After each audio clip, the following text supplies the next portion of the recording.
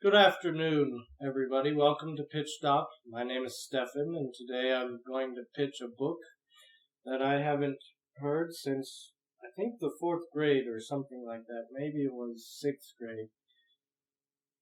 This book is called Among the Hidden. It's about a dystopian future where families are only allowed to have two children, no more than that, because they're trying to control the population. It's about a child named Luke Gardner, who is 12 years old, and he lives on a farm with his mother and his father and his two brothers. He's obviously the third child, so he's technically illegal. And so things are fine for the family until some elite government officials start moving into the woods nearby. So in other words, he has to go into hiding during the day because his existence is not legal. So during the day, his brothers go to school, his parents go to work, and he kind of just stays at home and chills until one day he sees the face of a girl in the neighbor's house next door, and he says, "Well, I know that this family already has two children, so this must be the third child." And eventually he meets with her by basically breaking into her house because he's bored. And her name is Jen. And Jen and him become fast friends. She introduces him to a chat room where they can communicate with other children they call the shadow children, or in other words, children that are like them. Third child, or maybe even fourth child or fifth child, basically all the illegal children. And they talk about how they want to change things. And she even gives him books about why it's wrong to control the population this way. And as he studies and reads, he finds that the government's propaganda is basically third children and onwards basically suck up the resources for the general population, and that's why they're illegal, so called. Eventually she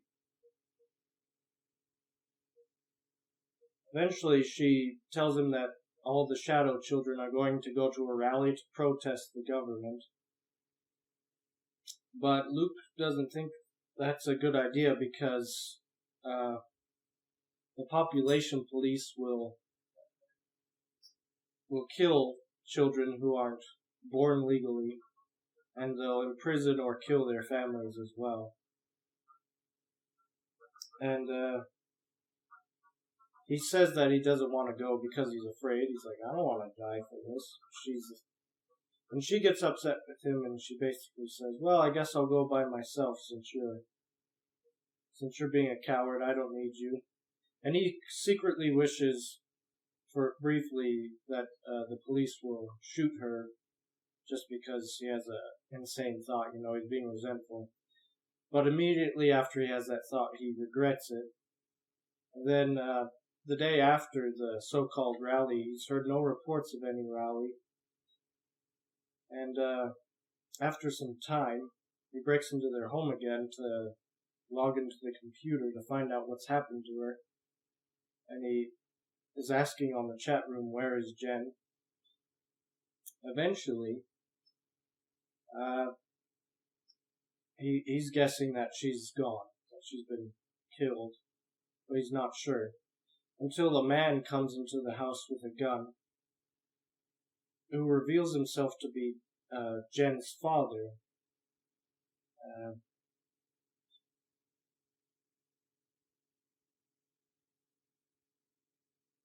And he tells him that, and his name is Mr. Talbot, Jen's father, Jen Talbot's father. And he basically reveals that Jen and 40 other children were killed during their protest, and that basically he can't go up there to claim his own child because then the government will kill the rest of his family. And so they decide to team up because they both want revenge on the government for what they did to Jen and those children. And that's basically the summary of the first book, Among the Hidden. I always liked this idea that when I was, while I was growing up, I'm from a family of 7, so obviously that's a fairly large family, especially by today's standards. A lot of people would sometimes critique my mother or my dad or any of us just because they think, it's sick to have multiple children like that.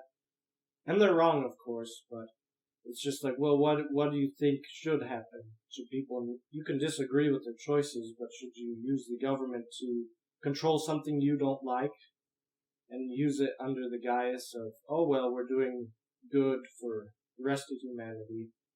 I always thought that was an interesting idea. It's like, well, if you don't like people having lots of kids, what's your solution to that, and why don't you like that? And I also thought it was a good dystopian future with teenagers that hasn't really come to small screen or big screen. It's not as action-packed or anything. It's a little bit more subtle, a little bit darker, I think, than a lot of those dystopian futures, stories with teenagers. And overall, I think it would do well for big screen. For the only actor I could think of that, because, his parents could literally be generic parents. But for Mr. Talbot, I was thinking Luke Evans, just because he's a good-looking guy. Something I forgot to mention is that Mr. Talbot is actually in with the population police, and that's why he's able to hide things, and that's why he's kind of like those Nazis during the Valkyrie incident, like Tom Cruise movie where they try to assassinate Hitler. He's in the know. He's amongst the highfalutin people, and he's using his influence to change things and to rally people. So, as far as the director, that one was, I wouldn't say no to some of the more classic directors, and what I mean by that is guys from like the 80s. So, Steven Spielberg would be good. Ron Howard would be good. Other than that, I don't know very many 12-year-old actors or actresses. And the story basically revolves around those two and their relationship. So, other than that, that's all I have for director and for at least one actor. And whoever plays his older brothers, it's not as important, I think. So, yeah, it's basically a mix of the book thief and boy in striped pajamas sort of feeling to this story. So that's basically my pitch stop. It's not particularly complex, not particularly long. So that's all I have for you all. Well, you heard Stephan's pitch, and now we're going to go ahead and go to the discussion. First, I didn't really hear about that book. We talked about it right before we did this recording. I've never really heard of this story. So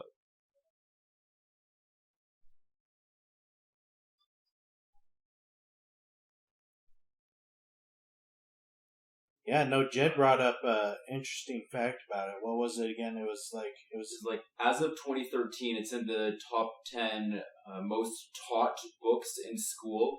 Mm-hmm. You'll be in elementary school or middle school or high school, or like, hey, let's read To Kill a Mockingbird. Hey, let's read this. Let's read that. And that's in the top 10 for most taught books in school.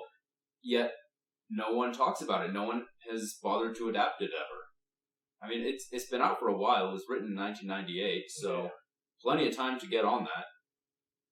Absolutely, and I don't want to sound political or anything, but as Stephan addressed, there are some people who aren't very fond of bigger families, and Stephan and I are very against that because we come from a larger family. We come from 7 kids, and many of you listeners might be going, ew, it's okay. We took a bath, 3 people at a time sometimes, but that's not the point. The point is, we came out pretty normal. Well, as normal as the rest of y'all. The pollution is in the air, so, what are we gonna do?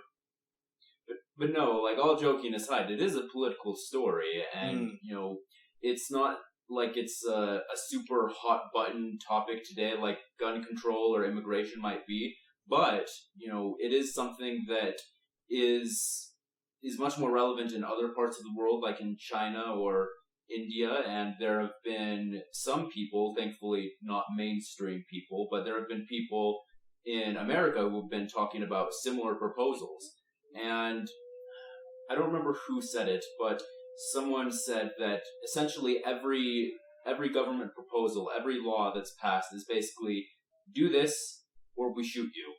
Which, people will say, no, we're not going to do that. We're going to give you a fine, or we're going to put you in prison or whatever. But then you say, okay, and what if I don't pay the fine? What if I don't, I refuse to go to prison? Well, then there will be force. And what if I resist force? Well, then we shoot you. So yeah, any proposal is backed up by the threat of force, even lethal force. And so when somebody says, hey, let's limit families, that's basically saying we will shoot either the children or the parents or both of these families where there's too many children. And so I always liked how this book said, hey, if you don't want to have a ton of kids, that's up to you. But don't ever try and take action against people who are having more kids than 2 or 3. Right. I mean, that's like forcing people to have more kids than they're capable. Not every woman is able to have more than one. Not every woman is able to have one. That's a ridiculous standard on either side of the fence, is let people decide for themselves. And I think that's really the goal with this story here. Right. Did you have something, Stephan? Yeah, just to add to that, even if something isn't their decision, like maybe it wasn't, who wants to have a 3rd child when the government's breathing down your neck and it's got a gun pointed to your head? Who thinks, oh, well, let's have a 3rd child? But maybe it just happened, Maybe he was, he's just born because parents do what parents do, and then boom, babies come. So, and maybe he wasn't planned or whatever, but it's like, well, his life is just as sacred as the first 2 boys. You don't get to just wipe him out. So, they did the best they could in the regime that they're living under, but it's not right that that's the way things should be. So, it breeds resentment by the victims of a society of that nature, because I think there's about 6 books or so, but eventually it gets to the point where it shows him growing up and becoming a member of the population police. So basically, he's on the inside, and he can have influence and basically get vengeance or justice or whatever you want to call it, because he gets an education, he grows up, and he joins the population police, and who knows what they have planned for the whole thing and what they're going to do to the government. It's just a bad relationship between the people and the government. You just don't want to go there. But overall, it is a highly political topic. But like Jet said, it's not exactly a hot topic. But it does require you to think a little bit more than, say, the Hunger Games or Insurgent or any of those other dystopian future books with teenagers in it. One other thought is I just realized that overpopulation and kind of governments hammering down things that may or may not be fair or just. The Russo brothers could be a good directors for this film, because they've tackled both overpopulation and government intervention in all their Marvel films. So that's true. No, that's a great point. And that's kind of the thing, is if you wanted to adapt this to a specific country, you could. it sounds to me like there's really a lot you can do for this adaptation. You could even try to put it into a historical time period or a futuristic, which is what it's leaning more towards. And I find that very fascinating because then you can play with what kind of technologies would be used to enforce this and all that kind of stuff. And for me, I think it's a story worth being told because, as it is a political thing, but it's also has a lot of potential to be entertaining. If you wanted to make it kind of a horror set piece where the government's kind of the monster trying to track you down throughout the entire film, that could be very exciting. It could be leaning towards maybe a little bit more adventure or action. Not that I think it needs it. I think it's suspense would be the best way to play with this, but it has a lot of potential.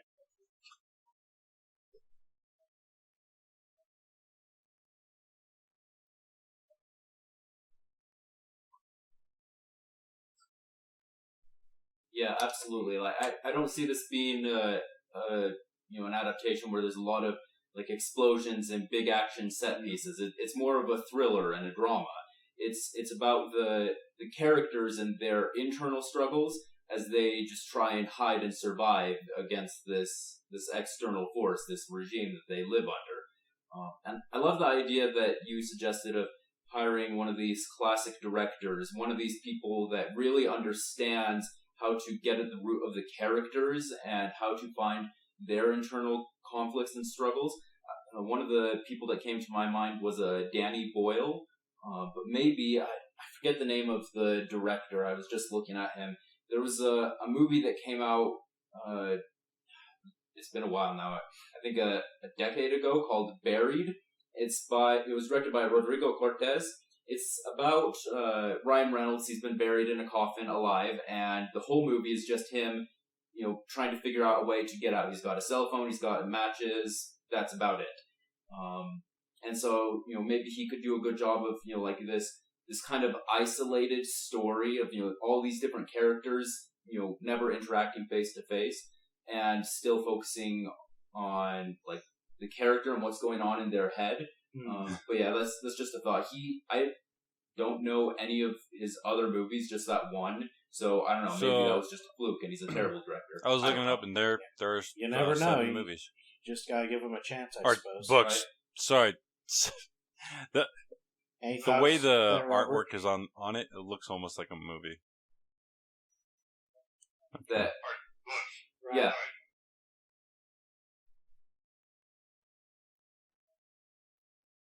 Yeah, yeah, that's not uncommon for Haddix's books. Haddix. So Margaret, I don't remember her middle name, but would this Haddix become? is No, the question author, is, she's written a number of books that Stephan, I'm would surprised haven't been adapted. you do it as one movie, or would you try and eventually turn all of them into movies?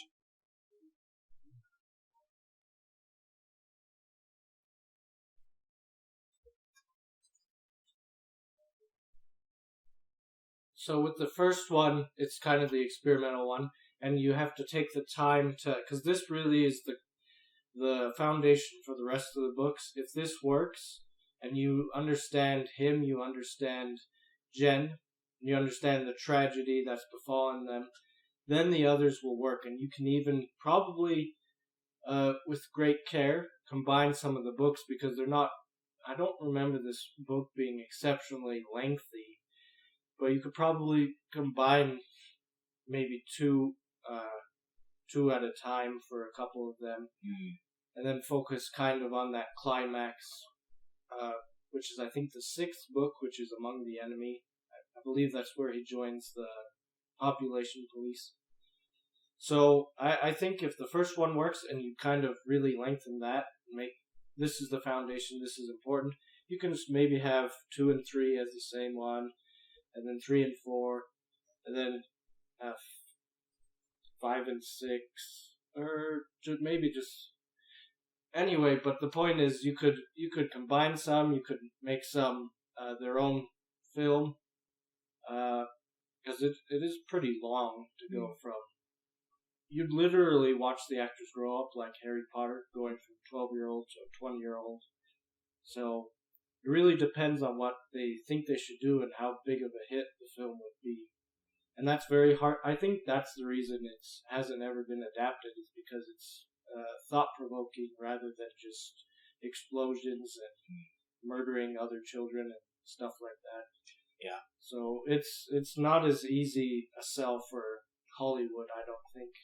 It's kind of like Fahrenheit 451. It's like, well, there's not really that much action. And we know how people are. People are it very makes you much think. like, I just want to be brain dead while watching a show. It's a little bit deeper than your common Hollywood fluff. So.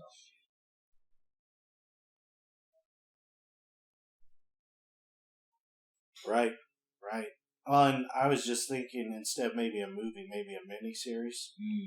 That could be, because I was thinking the budget would probably, at least for the first one, I haven't read the others, probably be no more than $25-30 million. And so a lot of these smaller budget projects end up being produced by streamers as a series. So that might end up being where it goes, but I don't know, that might make it more palatable to, pitching it to a studio. Yeah, probably. Yeah, just going through my head with like series of unfortunate events is, they decided to do 2 episodes a book, which worked for that series, but maybe that's what they could do with this, or like Stephan said, combine them, and because you put it under drama or suspense, then people know what they're getting into, as opposed to making a movie and then they advertise it like a Guy Ritchie movie or something. It just wouldn't work. No. And that's something that audience members like to know before they watch it, is what kind of movie is this? And, if you're flashing Christopher Nolan across The Prestige and you just watch The Dark Knight, you're going to be thinking, oh, it's going to be, thoughtful, but there will be action in it. And then you're like, oh, wait, no, it's just thought-provoking and what? Yeah, the most action-packed scene is I'm going to try and cut open a glass box. Yeah, exactly. So, but that's a rant for another time. But as far as this goes, I think it has a lot of potential. I can't think of any actors specifically, but the ones that Stephan did mention. I mean, it turned out well for them, and they happened to find Daniel I think Radcliffe this would be a great pretty close to the just description. Say, hey, we're going to of cast Harry, unknowns. Kind of do the Harry Potter thing. Yeah, I agree. Yeah. So I mean, who knows? You could probably find I was looking at the cover just a second ago, and of the books. Yeah, it was a miracle. I'm sure someone out there looks like that kid. Just got to give him a bowl cut, and you're good.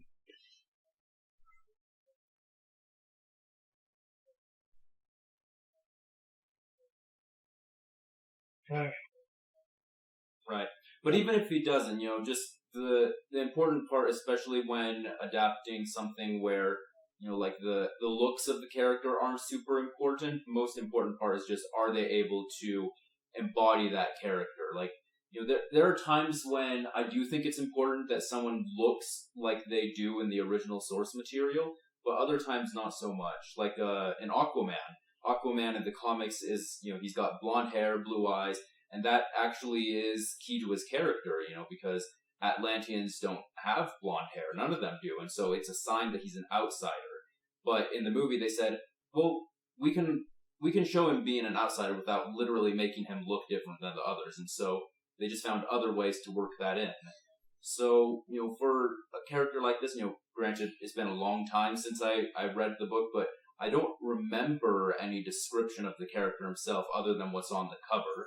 Right. So I could see, anyone playing him, so long as, it's a kid, it's a guy, about the right age. Yeah.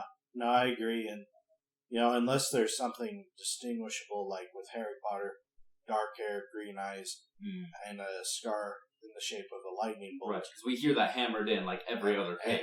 Every other every other book for sure. Right. It's always introduced that way. Every time you are reintroduced to the character, those are the things brought up. And, I haven't read these books, so I don't know. But I would imagine there's some characteristics, like Jed is saying, as far as how he behaves is more important than how he looks. But then again, there might be some physical traits that are important as well.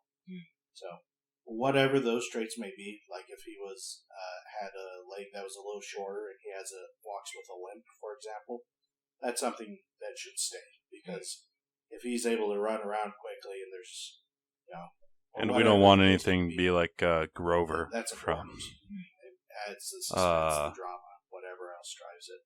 Percy Jackson, right? What's his name? Grover? I haven't read the books, but so that dude, Yes, I heard yes. movie adaptation was not at all like he was supposed to be in the books. Yeah. So character important, and a few like actual physical features And are important. Not just a lot of the it can be looks, done with definitely makeup, The character was not the same.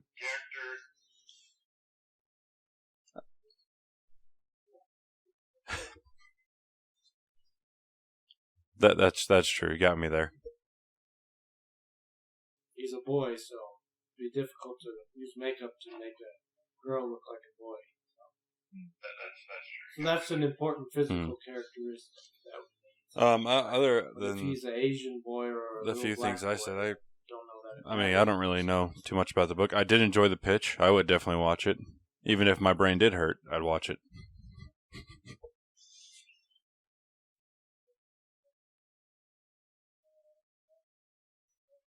I'd just be interested to see how things turn out. No, I agree. I was listening to it, I was like, yeah, this is a story I would watch and enjoy, probably. Right. Yeah, thankfully it's not like a super confusing movie like, oh, this is making my head hurt like 2001: A Space Odyssey. But it is thought-provoking. It is a lot more about, ideas and philosophy and politics than, look at all the cool special effects that we got going on the biggest screen possible, and with the I like sound the pitch. mixing. Anyone else? You'd still have to do a I good really job need to with enunciate what little better. that there would be, but Pitch. that's not what this is about.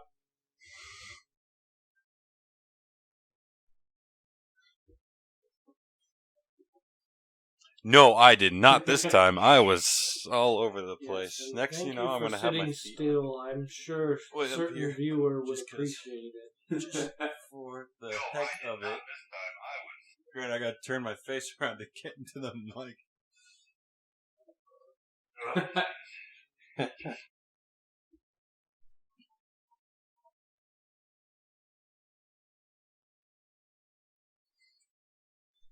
Yeah, we forgot to do it in our last video, While I have your so attention, please leave a like, share, and subscribe to our channel. Yes. And do it for that one, too. Yes, because we forgot to do it in our last one, we have to, alright, let's pause, make this dramatic. And leave a comment as well. Yes, tell us what you thought of Stephan's pitch. That way we can, hear your thoughts. Be honest but kind. We want to hear what you thought about it and maybe see how we can improve our pitches in the future. Yeah. And also comment, do you think it's important for the physical traits to be about the character? Or is it more important about their characteristics of personality? Let us know, and we'll read those. Yeah, in the comments, let me know if you think I'm right about, people should mind their own business and have as many kids as they want. you want to throw us for a real loop? Are we just a bunch Put of that idiots comment for the in our family? last video. These are not mutually exclusive, Stephan. That would throw me for a loop. I'd be like, what the frick is this comment for? And then go back. You're a bunch Oh, of reads that was and my then fill in fault. the blank. Uh-huh. So yeah, please like, comment, subscribe. If you love this, please share with your friends. If you know a director, please share it with him. And give us some money. And links in, like before, links in the description. Support us. Yeah. Patreon, Teespring. I still haven't fixed those shirts, so get them while you can before I fix them. Limited edition, I messed up.